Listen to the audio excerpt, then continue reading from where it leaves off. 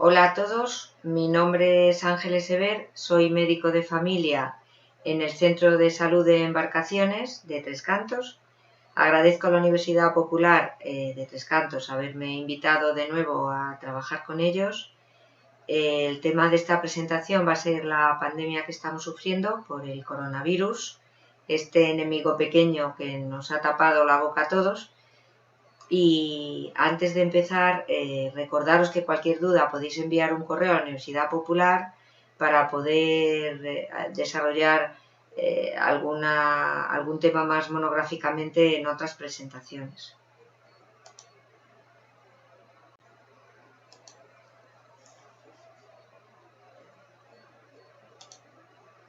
Para empezar haciendo un poco de historia epidemiológica, el 31 de diciembre del 2019, la Comisión Municipal de Salud y Sanidad de la ciudad de Wuhan, en la provincia de Hubei, de China, comunica un brote de 27 casos de neumonía de etiología desconocida que tenían todos los pacientes una exposición común a un mercado mayorista de marisco, pescado y animales vivos y que incluía 7 casos graves. Solamente un mes después, en enero del 2020, China identifica el agente causal y lo identifica como un virus nuevo de la familia de los Coronaviridae, que posteriormente se denominó SARS-CoV-2. Este nuevo virus tiene el nombre de SARS-CoV-2 por las iniciales, si vamos del final de la palabra al principio, por el síndrome respiratorio agudo y severo. El CoV pues de coronavirus y el 2 para diferenciarlo de otro coronavirus famoso, el SARS-CoV-1, del que luego hablaremos. En diciembre entonces China comunica el brote, en enero identifica el agente causal y ya en marzo del 2020 la OMS declara la pandemia mundial por este virus, para hacernos un poco una idea de la rapidez con la que se ha extendido. Decíamos que SARS-CoV-2 era el nombre que se le puso a este virus para diferenciarlo de otro coronavirus famoso anterior, el SARS-CoV-1, que produjo el primer síndrome respiratorio agudo severo en el año 2003, que afectó a varios países, a 27 países, y produjo más de 8.000 casos, con una letalidad de un 10%, pero que no ha vuelto a detectarse en humanos desde este año. Y hay otro coronavirus famoso por su gravedad también, que es el MERS-CoV. Coronavirus se conocen varios que afectan a humanos. La mayoría de ellos producen enfermedades leves, pero estos tres, el SARS-CoV-2, el SARS-CoV-1 y este otro, el MERS-CoV, iniciales de síndrome respiratorio Middle East, de Oriente Medio, porque también produce un síndrome respiratorio grave que desde el 2012 en adelante ha producido más de 2.500 casos, y aunque también se ha extendido en varios países con una letalidad altísima del 34%, la mayoría de los casos han sido en Arabia Saudí y de ahí su nombre.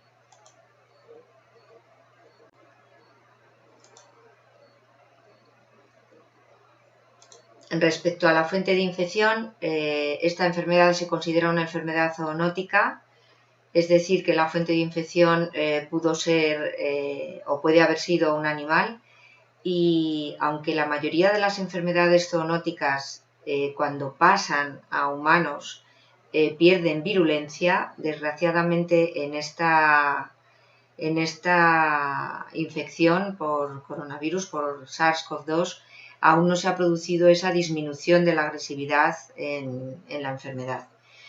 Se desconoce todavía tanto el animal reservorio como el transmisor, aunque la hipótesis más aceptada es que el virus inicial ha sido un virus de murciélago. Los murciélagos son animales que tienen muchos coronavirus y uno de ellos seguramente ha evolucionado al actual SARS-CoV-2 que está produciendo la pandemia a través de cambios en un hospedador intermediario. Se han barajado muchos hospedadores intermediarios, el famoso pangolín es uno de ellos, pero filogenéticamente esta explicación no es muy aceptada. Entonces, sigue desconociéndose tanto el reservorio como el transmisor. El murciélago tiene muchas posibilidades de ser el reservorio, pero el transmisor permanece aún desconocido completamente. Este coronavirus, inicialmente del murciélago, que se convierte en el SARS-CoV-2 y empieza a infectar y a contagiar a los humanos, ¿cómo se transmite? Vamos a hablar fundamentalmente de la transmisión de humano a humano, porque la transmisión animal-humano es desconocida prácticamente y no se piensa que pueda tener ningún papel. Entonces, de humano a humano, este coronavirus se transmite fundamentalmente por el aire, bien por gotas respiratorias existentes en las secreciones de las personas infectadas, bien por aerosoles. ¿Vale? Y os pongo gotas en mayúsculas porque parece que estas partículas respiratorias que son de gran tamaño, superiores a 5 micras y que por tanto pesan y pueden, digamos, lanzarse hasta los 2 metros, pero a los 2 metros caen al suelo o sobre ropa o sobre objetos, pero que no pueden moverse mucho más allá. Y estas os las pongo en mayúsculas porque parece que son las fundamentales. Mientras que las otras partículas que pueden vehiculizarse por el aire, también de las secreciones de personas infectadas, que son de menor tamaño y que se propagan por aerosoles y que son, como os digo, de menor tamaño, de menos de 5 micras, estas partículas se quedan flotando en suspensión en el aire y ahí pueden estar viables los virus hasta 3 horas. Y claro, si se quedan flotando y el aire las arrastra, pueden llegar a recorrer muchos metros. Este mecanismo de transmisión por aerosoles, incluso hay algún experto en la OMS, en la Organización Mundial de la Salud, que aún no la admite, pero hay muchos estudios muy buenos de científicos. Hay uno reciente de un español que sí que demuestran que la transmisión puede ser, aunque fundamentalmente por gotas, también por aerosoles. La otra transmisión, que también es frecuente en las enfermedades respiratorias, que es a través de las manos y objetos contaminados, esto de objetos contaminados, esto de fómites, es como se llaman los objetos contaminados en epidemiología, pues las manos y los objetos contaminados con las secreciones que luego nos llevamos a la boca, a la nariz o los ojos, serían otro método de transmisión, pero muy inferior al de aéreo, por gotas o por aerosoles. Bien, el virus se origina en un murciélago, va evolucionando, va cambiando en diferentes animales, se convierte en SARS-CoV-2, pasa al hombre, de hombre a hombre empieza a transmitirse de esta forma, con las gotas y los aerosoles. ¿Y con qué velocidad? Pues con bastante velocidad. La forma de medir la cantidad de personas que se contagian la llamamos tasa de ataque secundario. Y no es más que calcular el porcentaje de contactos de un caso que acaban desarrollando la enfermedad y que es elevada en el caso de este virus. No solamente por las características del virus en sí, sino también por otras variables que por los mecanismos de transmisión ya vamos deduciendo cuáles son. Pues que sea un espacio cerrado o que sea un espacio abierto, vas a tener más facilidades de contagiarte en un espacio cerrado. Si ese espacio está cerrado, cómo esté de ventilado y de limpio. Qué grado de contacto interpersonal tengamos. No es lo mismo millones de personas con muy poca distancia de seguridad entre ellas que una o dos personas con mucha distancia de seguridad entre ellas. qué vulnerabilidad tengan las personas que entran en contacto con el virus, qué edad tengan, se van a contagiar más fácilmente si son mayores, si están inmunodeprimidas o si tienen problemas de salud crónicos. Y luego hablar de los supercontagiadores o supercontaminadores, superdiseminadores, que son aquellas personas con una altísima capacidad de transmisión del virus a otras personas. Además de conocerse bastante rápidamente la transmisión, la forma de transmisión y de qué dependía un poco esa velocidad de transmisión, se empezaron a conocer también las formas de inactivarlo. Y ahora se sabe que el virus inactiva con lejía casera en concentración de una parte de cada 49 de agua, de una parte sumada a 99 de agua, con alcohol al 70%, con povidona iodada, el betadine al 7%, con clorexidina al 0,05% o simplemente lavándose con una solución de jabón líquido, una parte de jabón y 49 de agua. Y también sabemos que se inactiva con temperaturas elevadas. El virus se empieza a contagiar a humanos, se transmite de forma respiratoria por las gotas y los aerosoles. ¿Y con qué tiempos? ¿Con qué tiempos estamos hablando? Pues tenemos un periodo de incubación, que es lo que tarda en desarrollarse la sintomatología desde que uno se expone al virus, que es de 1 a 14 días, ¿vale?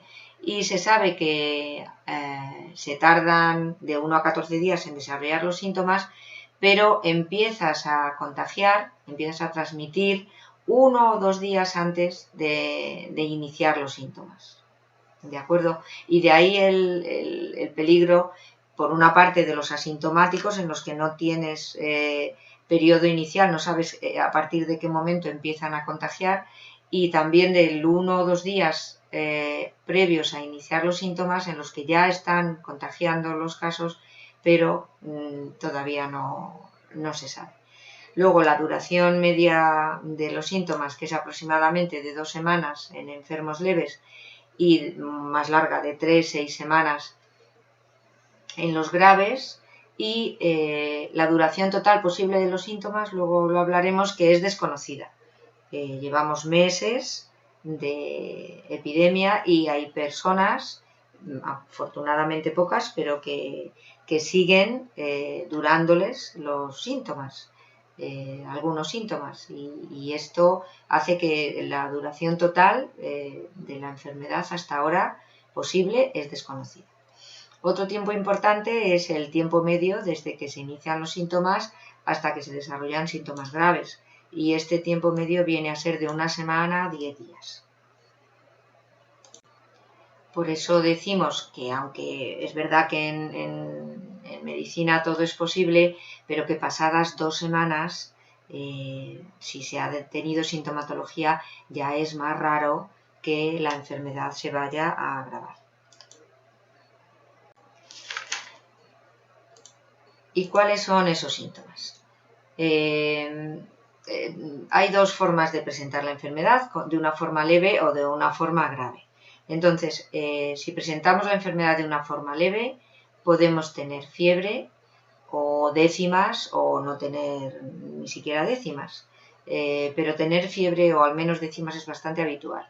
Luego, como cualquier cuadro catarral o gripal, pues son frecuentes la tos, la expectoración, la congestión nasal y el dolor de garganta. También el dolor de cabeza, muchos dolores musculares, muchos dolores articulares y un gran cansancio. En algunos casos, la conjuntivitis, la inflamación de las conjuntivas de los ojos, son uno de los principales y primeros síntomas. Y luego estos 2 síntomas, la anosmia y la disgeusia, es decir, las alteraciones del olfato y del gusto, son síntomas que tienen un valor predictivo importante. En un cuadro catarral o gripal que presenta estos síntomas, parece que hay mucha más probabilidad de que se trate de un coronavirus.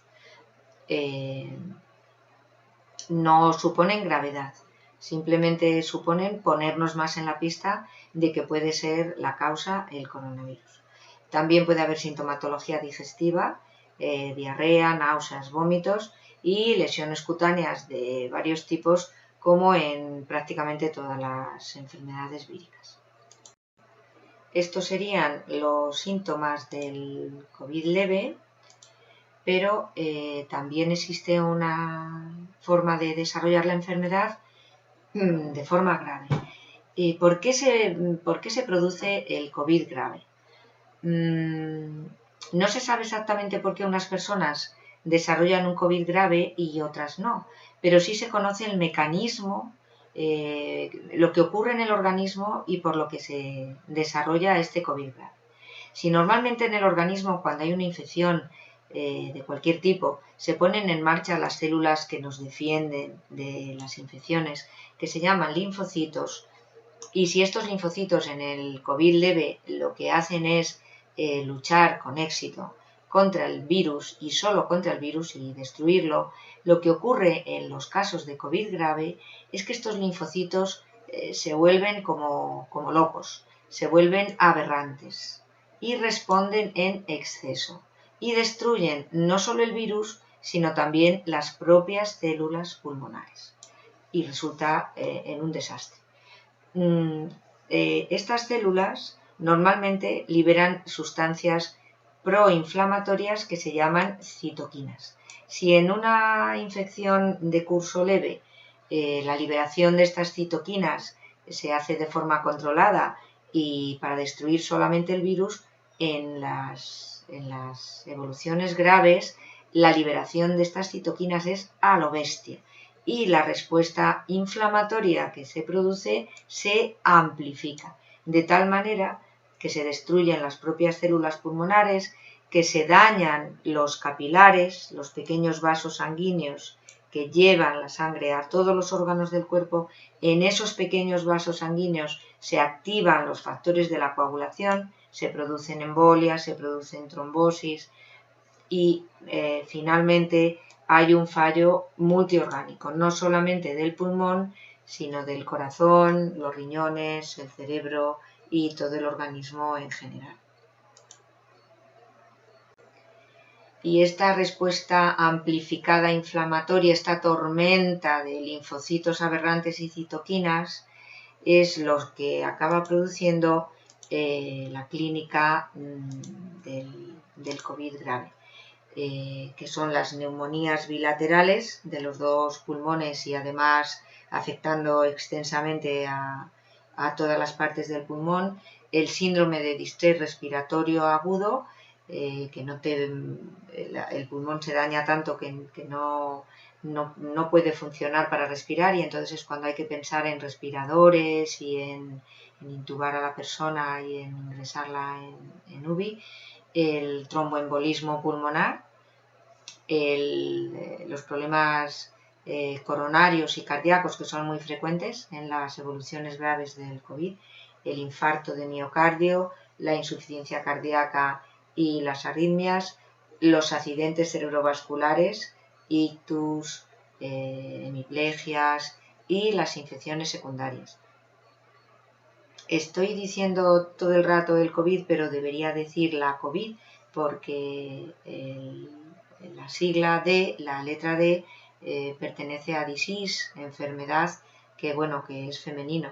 Sería la enfermedad por coronavirus, la COVID.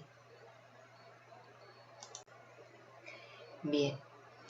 Tengas una evolución clínica leve o grave, ¿qué pruebas diagnósticas se han desarrollado para estar seguros de que estamos frente a esta enfermedad? Pues hay pruebas diagnósticas de dos tipos. Unas pruebas diagnósticas lo que detectan o están basadas en antígenos, que lo que detectan es el propio virus o partes del virus. Y luego hay otras pruebas diagnósticas que lo que detectan son anticuerpos. Mientras que las de antígenos detectan el propio virus, las de anticuerpos lo que detectan son anticuerpos, que son sustancias protectoras de la inmunidad del individuo. sustancias que desarrolla el propio individuo cuando es atacado por el virus. Entonces, los antígenos, las pruebas de antígenos, ¿qué indican? Pues indican que tienes el virus, normalmente activo, es decir, indican contagiosidad. Cuando te salen estas pruebas de antígenos positivas es que eres contagioso, porque tienes el virus en ese momento. Mientras que las pruebas de anticuerpos lo único que detectan es que tu organismo se ha puesto en contacto con el virus y tú, después de ese contacto, has desarrollado sustancias protectoras contra el mismo. Si el contacto ha sido hace poco, sí que pueden indicar todavía contagiosidad. Estás todavía desarrollando inmunidad, pero todavía con el virus. Si el contacto ha sido hace mucho, ya indirectamente indican que no contagias. Las pruebas de antígenos, ¿dónde hay que realizarlas? Pues en las secreciones, en las secreciones respiratorias, que es donde está el virus. Son estas pruebas que te meten el palito por la boca o por la nariz para recoger secreciones de la orofaringe o la nasofaringe. Y son el famoso PCR y el test antigénico rápido. Y estas pruebas son cualitativas, de sí o no, de positivo o negativo. Las pruebas de anticuerpos, por el contrario, son en sangre y mientras que las cualitativas, mientras que las de antígenos lo que miden, hemos dicho, contagiosidad, las de anticuerpos solamente si son las de corto plazo, que son las IgM, pueden indicar que todavía contagias. Si ya son anticuerpos desarrollados a largo plazo, las IgG, estas indican protección más segura y falta de contagiosidad. Si hay dudas en las pruebas antigénicas por el sí-no, por ejemplo, una PCR que te sale positiva después de mucho tiempo de evolución de la enfermedad y con el enfermo ya asintomático, se pueden realizar pruebas cuantitativas, ya son más costosas, más difíciles de realizar, no son para realizar tan frecuentemente, que son las de carga viral, que es cuantificar un poco. PCR positiva, es decir, tengo virus, pero ¿cuánto virus tengo?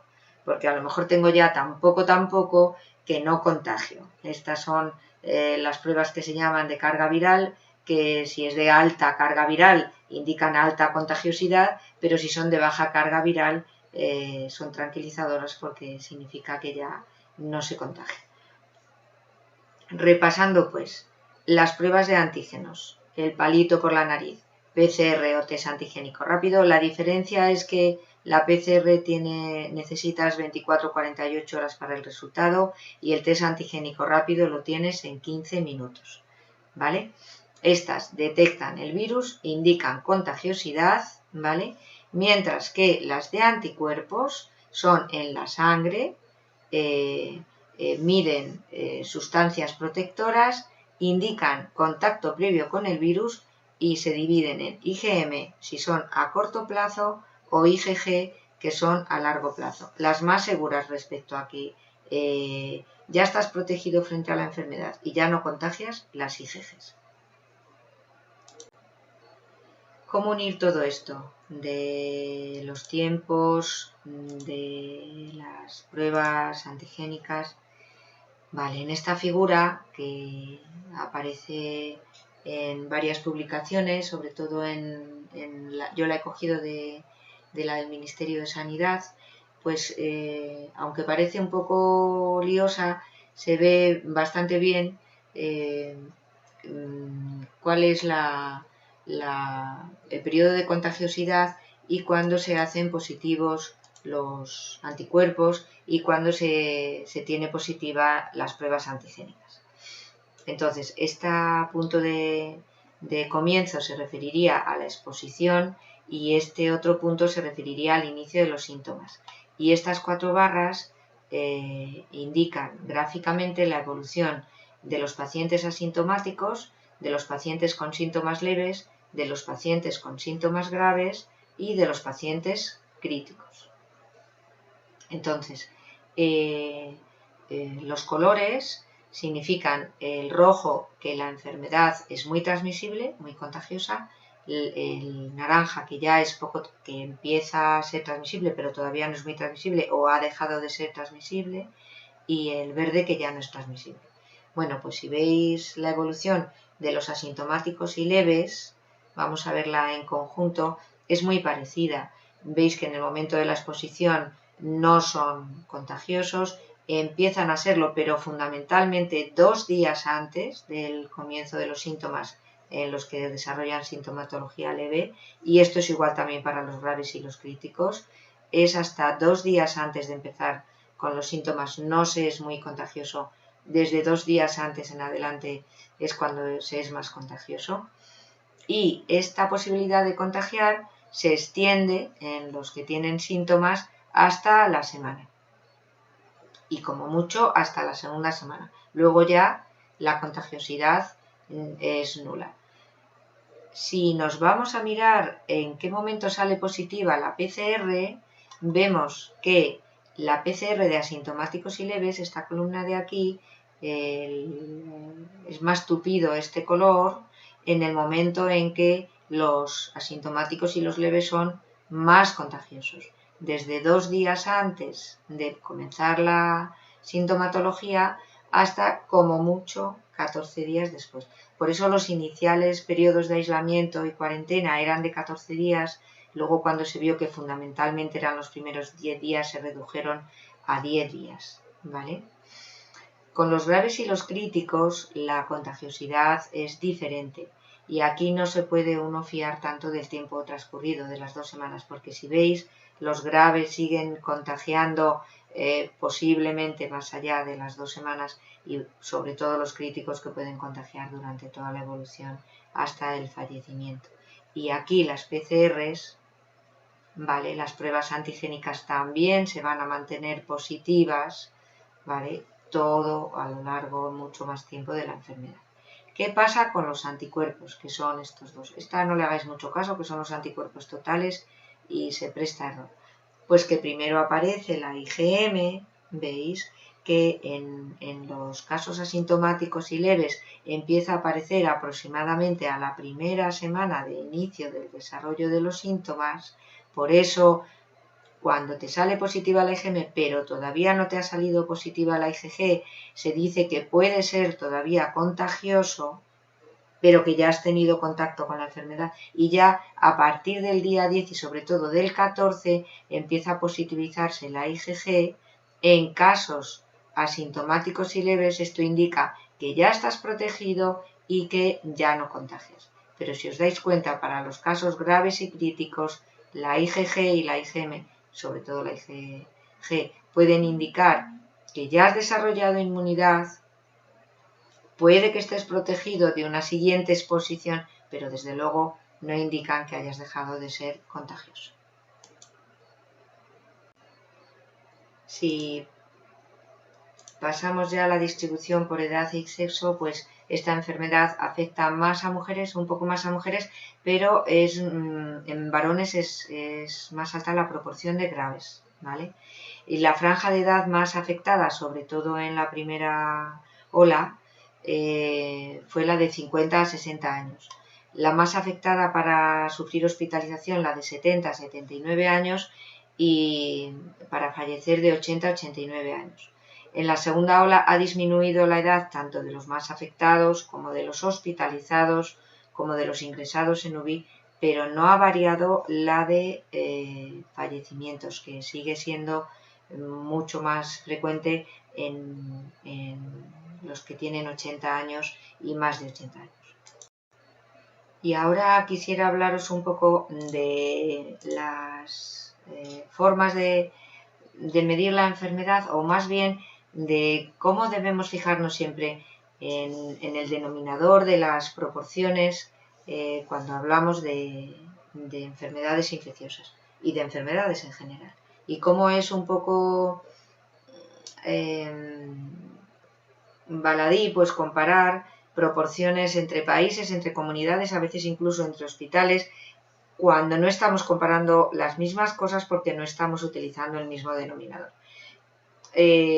como os decía, la mayoría de los indicadores que miden la gravedad de una enfermedad se expresan en forma de fracciones. El numerador puede variar, puede ser número de ingresos, número de camas ocupadas de UCI, número de muertos, y suelen ser más fáciles de cuantificar que el denominador. Porque el denominador suele ser siempre todos los casos de la enfermedad, y para poder tener en el denominador todos los casos de la enfermedad necesitamos tener una prueba diagnóstica que confirme la enfermedad y que esa prueba diagnóstica esté disponible para todos los casos sospechosos. Porque nos puede ocurrir, como ha ocurrido en España en la primera parte de la primera ola de la pandemia, en la que ocurría esto. Solo se hacía PCR a los casos graves, ¿vale? Entonces, solo se hacía PCR a los casos que ingresaban. A la hora de medir letalidad, es decir, los que morían por la COVID, y dividirlo entre todos los diagnosticados de COVID, si solo diagnosticábamos a los ingresados, por ejemplo, que hubieran ingresado 100, ¿vale? Y nos dejábamos sin diagnosticar a todos los casos leves a los que los médicos de familia estábamos y las enfermeras de atención primaria estaban siguiendo por teléfono, preguntando cada tiempo, ¿estás mejor, estás peor, tienes más fiebre, más, menos tos? Pero a los que nunca se les hizo ninguna prueba porque no había. Entonces, en el denominador, ¿qué colocábamos en la primera ola? Pues solamente a los graves.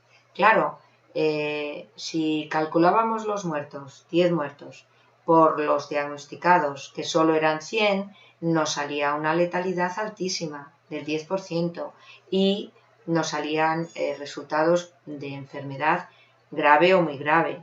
Si esta letalidad se comparaba con la letalidad de países en los que se estaban haciendo muchas más PCRs, lógicamente en esos países la letalidad disminuía.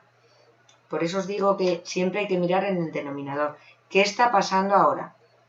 Ahora que ya hay PCR para todos, ¿vale? Para todos los sospechosos, ha aumentado muchísimo el denominador. Ahora ya no son solamente los casos graves, ahora ya diagnosticamos muchos más.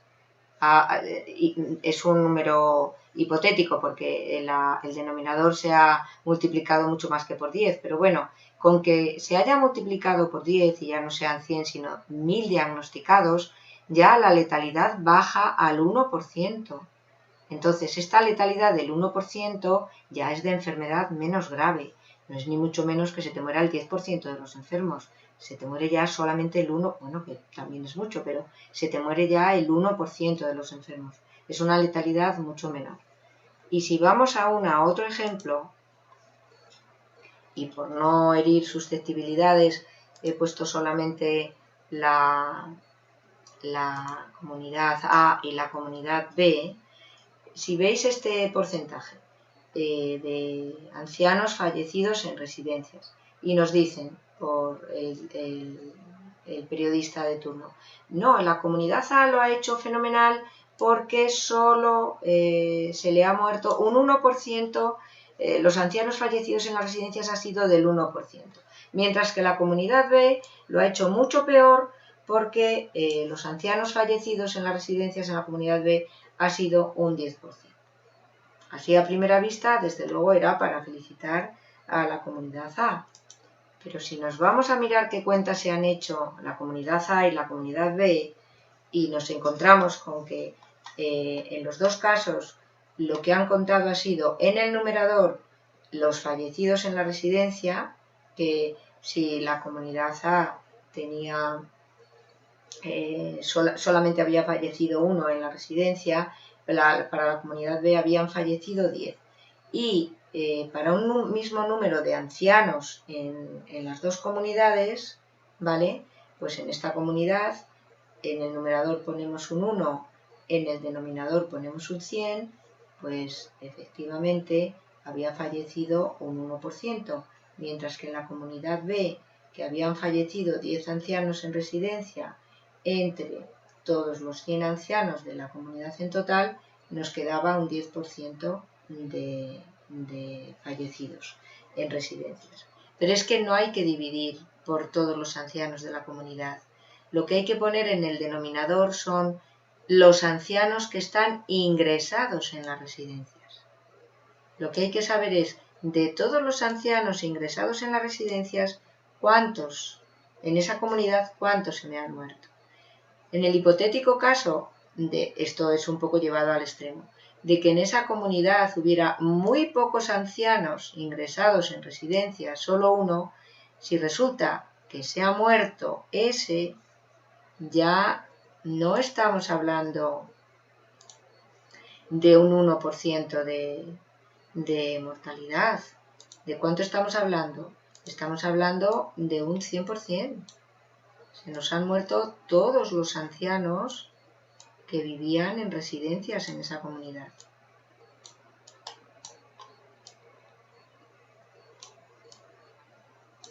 ¿De acuerdo? ¿Qué pasa con la comunidad B? La comunidad B tenía efectivamente más muertos, 10 en las residencias. Pero es que, también es un caso hipotético, todos los ancianos de la comunidad estaban ingresados en las residencias. Entonces, 10 ancianos muertos entre 100, claro que nos sale una mortalidad en residencias del 10%. Pero ahora ya no comparamos un 1% con un 10%, ahora comparamos un 100% con un 10%. Quien lo ha hecho mejor, dentro que también lo ha hecho mal, ha sido la comunidad B. Entonces, ojo a las cuentas, ojo a lo que ponemos en el denominador. Siguiendo un poco con ya por terminar, con las posibilidades clínicas, ¿qué pasa con las reinfecciones, las recurrencias y las secuelas? Pues están aún por conocerse mejor. Es verdad que hay síntomas mantenidos durante meses, continuos o intermitentes, que mejoro y luego vuelvo a empezar con síntomas. La mayoría se están produciendo en mujeres jóvenes y se piensa que tienen un componente emocional, pero no está todavía muy claro si solo es este componente emocional, y de hecho estas pacientes se están quejando de que se les está haciendo poco caso y se les está achacando más que son ansiosas, más que realmente estén enfermas. Entonces todavía hay que ver mejor estos síntomas mantenidos de que no oyen bien, de vértigos, de mareos, de falta de gusto, de falta de olfato, de dolores de cabeza, de cansancio. A ver en qué quedan, hacen falta más estudios.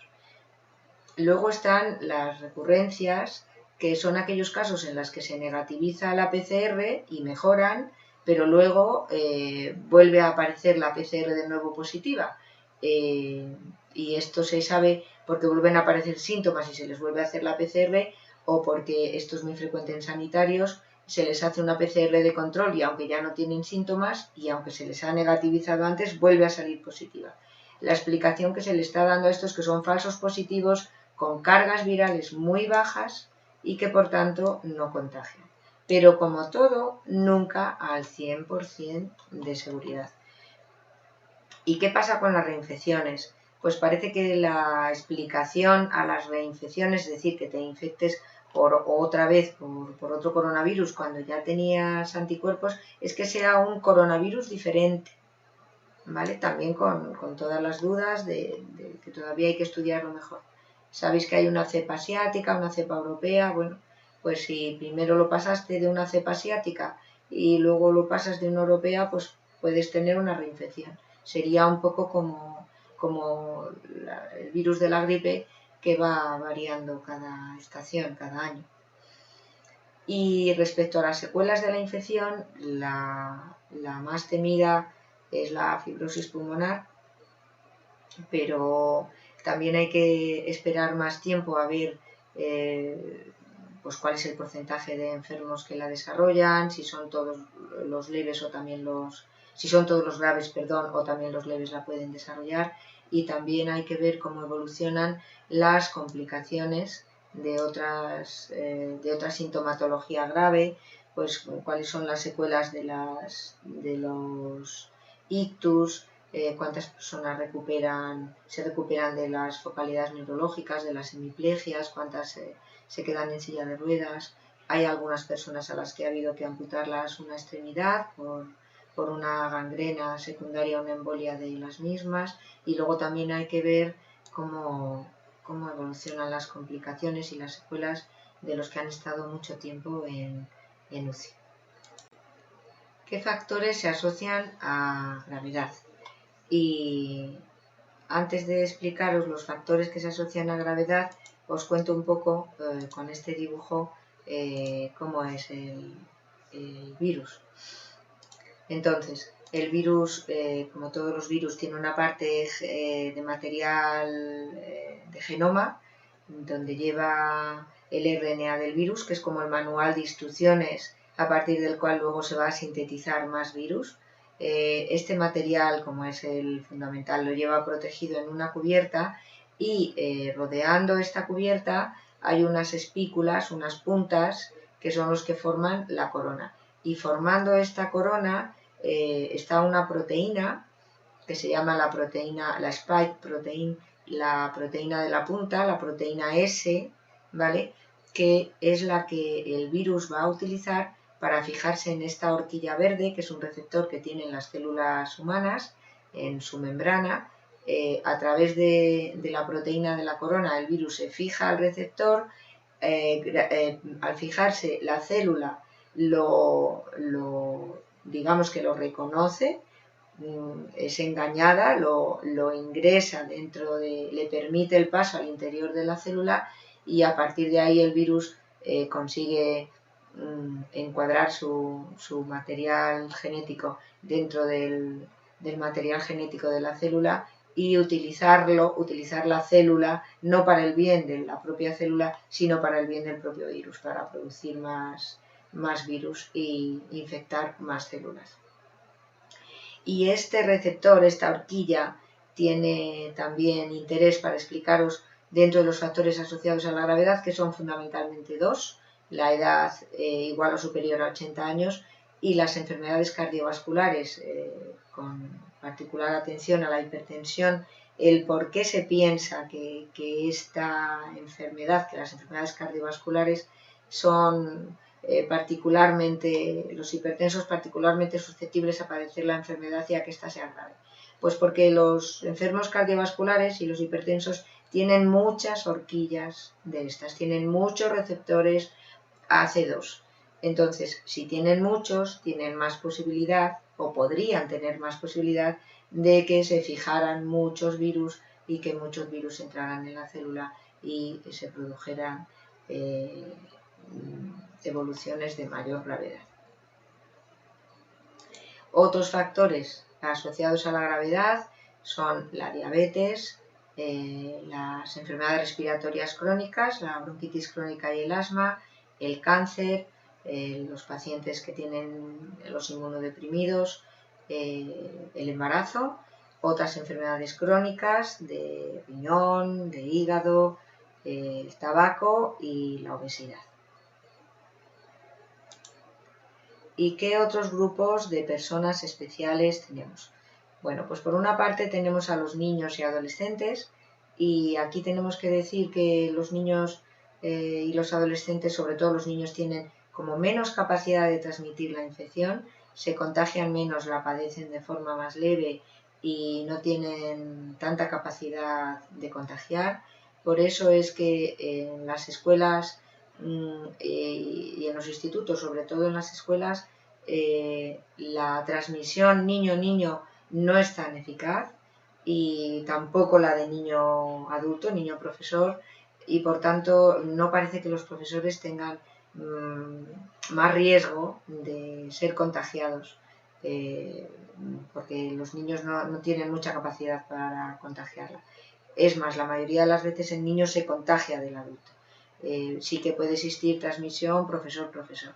Otra cosa son las universidades, que ya son de personas adultas y algunas adoptando comportamientos de poca prevención frente al virus, y supongo que de ahí viene la mayor tasa de ataque del virus en estos ambientes, y que en algunos países hayan contemplado cerrarlas todas para la actividad presencial. Las personas con enfermedades mentales son también un grupo especial. Se ha demostrado que las personas con enfermedad mental previa tienen más riesgo de padecer la enfermedad, y desde luego lo que se ha demostrado es que esta enfermedad ha producido un gran número de enfermedades mentales tanto en los pacientes como en los cuidadores, como en los trabajadores sanitarios, como en las familias, en la población en general. Muchos cuadros de ansiedad y de depresión.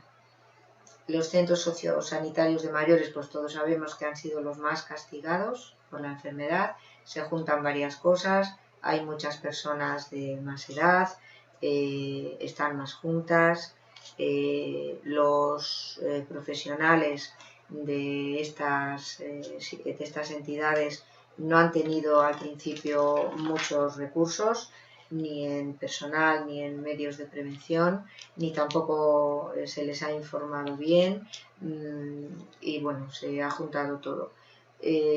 Respecto al entorno laboral, pues entornos laborales no especiales, que no hayan sido sanitarios ni de cuidadores de centros sociosanitarios, pues lo que ha tenido de especial es haber dependido un poco de si se ha podido teletrabajar o no. Entonces ha aparecido una figura que son los presentistas, que antes no se conocía, antes solo conocíamos a los ausentistas, a los que procuraban no ir a trabajar en cuanto podían. Pues ahora se ha visto este nuevo grupo, que son los presentistas, que son los que, aunque hubieran debido no ir a trabajar, quedarse en casa, han ido, aun teniendo síntomas, no lo han dicho, o han tenido que guardar cuarentena, tampoco lo han dicho, pues porque si se quedaban sin trabajo tenían un descalabro económico muy importante. Los centros sanitarios, pues desgraciadamente todos sabemos que al principio de la pandemia, por la falta de recursos para protección que ha habido a nivel mundial, y por la mayor exposición de los trabajadores sanitarios, pues también ha sido un colectivo de mucha afectación y también de mortalidad. Y luego los colectivos socialmente vulnerables, que son los que han hecho que muchos autores piensen que no debería llamarse pandemia, sino sindemia, que es una palabra que resulta de unir sinergia y endemia, y que se traduce porque a perro flaco todo pulgas, y que por su peor estado de salud de base, porque han tenido empleos presenciales, viviendas con hacinamiento, situación económica precaria, con más difícil acceso a mascarillas, a geles, con más temor a perder el trabajo y obligarse a ir, con barreras de acceso de idioma y cultural al sistema sanitario. Incluso las familias monoparentales, que no han tenido tanta facilidad para delegar los cuidados. En fin, todos estos colectivos pues también han tenido más proporción de diagnóstico. Del tratamiento no os voy a hablar. En los casos leves es simplemente paracetamol, un tratamiento sintomático de la fiebre del malestar con paracetamol con ibuprofeno, y los tratamientos más específicos del hospital no vamos a entrar en ellos, pero sí en las vacunas y en otras medidas de prevención. Entonces, ¿qué dificultades se ha tenido con las vacunas? Pues que ha habido muy corto periodo de tiempo para producirlas y mucha presión para una alta demanda, que hay muchas incertidumbres aún respecto a cómo se comporta el virus y sobre todo a cómo se comporta el desarrollo de la inmunidad frente a él. Todavía no se sabe bien. hasta cuándo duran los anticuerpos, si aunque no haya anticuerpos sigues estando protegido, si después de la inmunidad por anticuerpos empieza a funcionar otro tipo de inmunidad, que es la inmunidad celular, que sería especialmente protectora, y aunque te salga la IgG negativa todavía seguirías estando protegido. Los proyectos más avanzados que permitirían una producción rápida y masiva tendrían una peor respuesta de anticuerpos neutralizantes, ¿vale? Y además, ojo, que las tecnologías novedosas como la del RNA, pues se tiene escasa experiencia y no se conocen también los efectos adversos, que es otra, digamos, otra incertidumbre de las vacunas. Y el miedo que se tiene de que algunas de estas vacunas, en vez de producir anticuerpos neutralizantes que sean buenos, que acaben con el virus, sean de esos otros anticuerpos que hablábamos en la evolución grave de la COVID, que fueran de estos anticuerpos de los linfocitos enloquecidos y anticuerpos salvajemente amplificados para producir una respuesta inflamatoria a lo bestia y que sea peor el remedio que la enfermedad. Con todas estas dificultades, sabéis que la mayoría de las vacunas se basan en una cosa, que es en la corona del virus, porque esa proteína S que veíamos antes, que era la que se enganchaba a la horquilla verde, al receptor y se colaba dentro de la célula, también es la que el organismo reconoce y a partir de la cual empieza a generar defensas. Entonces, la mayoría de las vacunas que se están probando ahora, que están ya en fase muy avanzada y que se van a empezar a comercializar en breve, tienen dos caminos de expresar esta proteína. Unas son expresadas a partir de otro virus vector, adenovirus.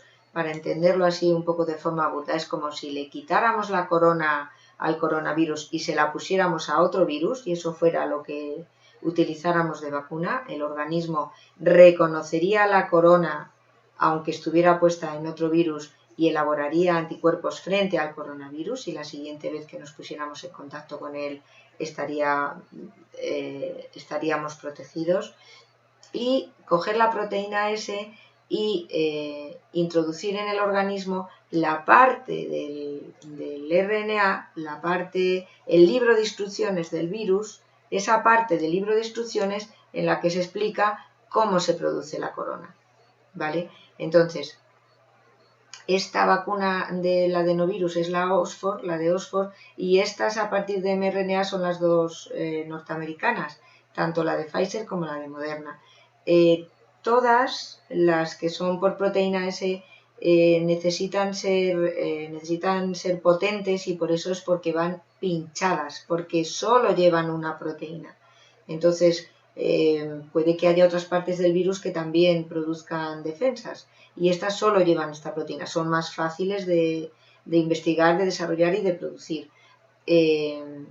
La diferencia entre la de Pfizer y la de Moderna, al parecer, está en que la parte del RNA que ha elegido Pfizer es más inestable por temperatura, y entonces necesita temperaturas muy bajas para conservarse y para transportarse. Y parece que la de Moderna, aparte de ser un poquito más eficaz, no necesita estas condiciones tan difíciles de una temperatura tan baja. Las vacunas españolas, que son más completas, porque estoy hablando concretamente de la de Juanes, que llevan más proteínas, no solo la proteína S, sino más proteínas, le van quitando al virus todo aquello que produce enfermedad y no produce defensa, pero le dejan todas las proteínas que le pueden producir defensas. Es más difícil de desarrollar, además ha contado con menos medios económicos, pero posiblemente sean vacunas mejores en el sentido de que produzcan mejores anticuerpos y se amplifiquen en vías respiratorias. Esa es otra ventaja, que seguramente no habrá que pincharlas, sino que se podrán administrar por vía nasal.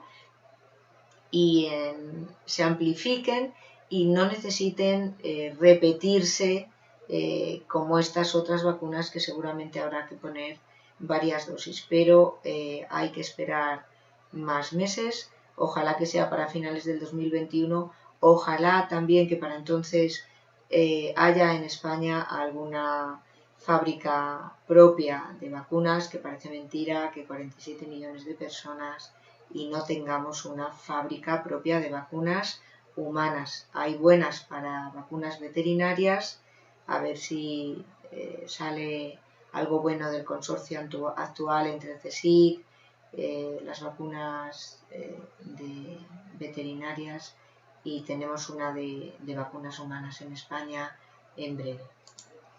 Y ya para terminar, las medidas preventivas, que también os enviaré un resumen al boletín de la universidad. La fundamental, pues la mascarilla. Porque si decíamos que la enfermedad se transmitía por vía aérea, gotas y aerosoles, pues fundamental, mascarilla. Para no liarnos con cuándo me tengo que poner la mascarilla, pues siempre. Mascarilla siempre.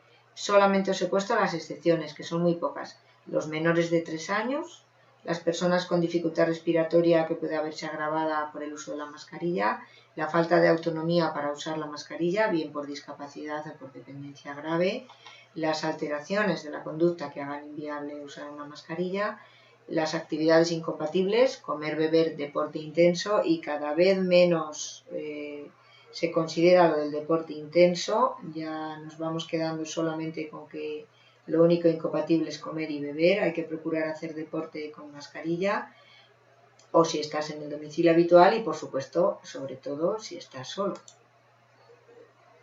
Mascarillas hay muchos tipos, que se pueden resumir en 3.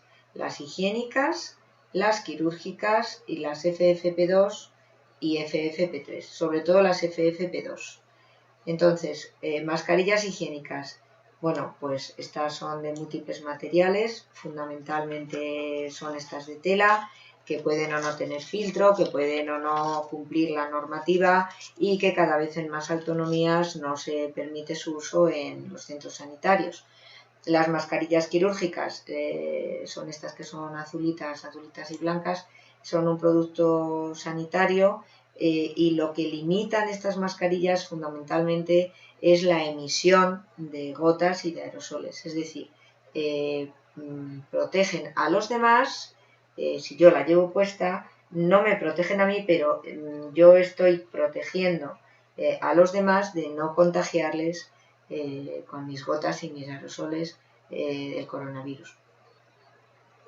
Tienen una vida media de 4 horas, a las 4 horas hay que desecharlas, y son las que se aconsejan actualmente para la mayoría de las personas. Las FFP2, pues fundamentalmente me protegen al que las lleva puestas, porque son capaces de filtrar hasta un 94% de las partículas del aire. Las FFP3 son capaces de filtrar hasta un 98%, pero son insoportables de usar mucho rato. Las FFP2, que son las que se llaman en Estados Unidos N95, en China KN95, son las, como digo, las que protegen a la persona que las lleva de ser contagiada, de que le entren virus de otras personas, y también en parte protegen a los demás de que no les contagie yo, pero su función fundamental es que no me contagien a mí. Son las que se aconsejan ahora mismo para el personal sanitario. Las FFP3 quedarían reservadas para aquellos sanitarios que tienen que estar atendiendo o realizando técnicas que suponen la producción de aerosoles, que son fundamentalmente en UBI, y también anestesistas, pues intubar, hacer una broncoscopia, manejar un respirador, hacer una traqueotomía. Y estas pueden durar hasta 4 días, también un poco dependiendo del número de horas que se utilicen cada día. Y en periodos de escasez, el Colegio de Cirujanos americano, por ejemplo, dice que hay que rotarlas. Utilizar, por ejemplo, 4 mascarillas, marcar una el lunes, otra el martes, otra el miércoles, otra el jueves y el viernes ya volver a utilizar la del lunes, porque se considera que dejando de utilizar una mascarilla 3 días, de lunes a jueves, o mejor de lunes a lunes, si tengo 7, pues en ese tiempo hay tiempo suficiente para que la mascarilla se haya secado y que el virus ya no sea viable, si es que tenía alguno.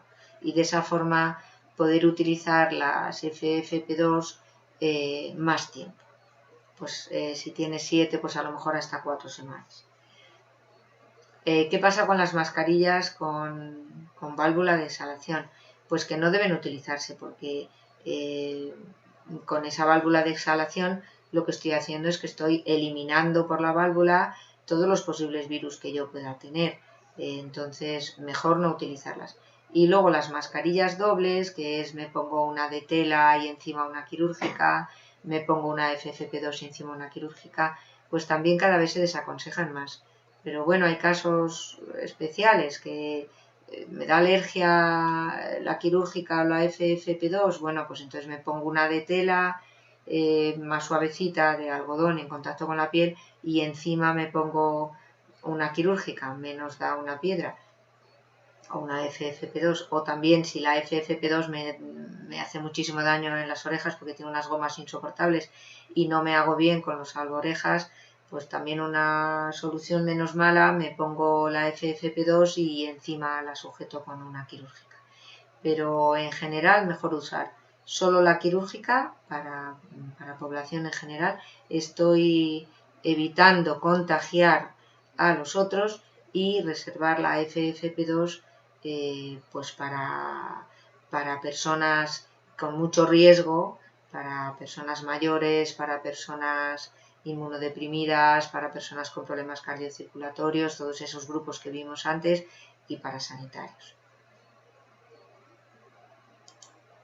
Y otras medidas preventivas, pues la higiene de manos, para que el mecanismo a través de las manos y los objetos contaminados, no hace falta que sea con desinfectante, jabón corriente vale, con jabón en pastilla o jabón líquido, y solo después de tener las manos bien limpias, que hay muchos vídeos hasta de broma de cuánto tiempo hay que estarse lavando las manos, que bueno, viene a ser pues alrededor de 40 segundos, recorriendo palma, dorso, entre los dedos y dedos, pero como digo, solo después de tener las manos bien limpias ya utilizar la solución hidroalcohólica. En los domicilios, pues de sentido común, ventilar lo mejor posible, limpiar lo mejor posible, pero tampoco hace falta desinfectar, ni siquiera los objetos, pues quizá desinfectar las zonas como los baños, las encimeras de la cocina, desinfectar con lejía diluida, me refiero, o con solución hidroalcohólica, pues aquellos objetos que se usan más, las gafas, los mandos de los televisores, las llaves, los pomos de las puertas y similar. Y en reuniones con no convivientes, medidas preventivas, pues no ir, evitarlas. Si se producen, pues mejor al aire libre, que no haya más de 6 personas, con una distancia de seguridad de 2 metros, con menos de 15 minutos de duración, con la mascarilla puesta, guardando la adecuada etiqueta respiratoria y evitando tocarse la cara, la nariz, la boca o los ojos. Y esto es todo. Recordaros lo de las dudas, que espero que os haya servido, que ha sido un placer como siempre y hasta la próxima.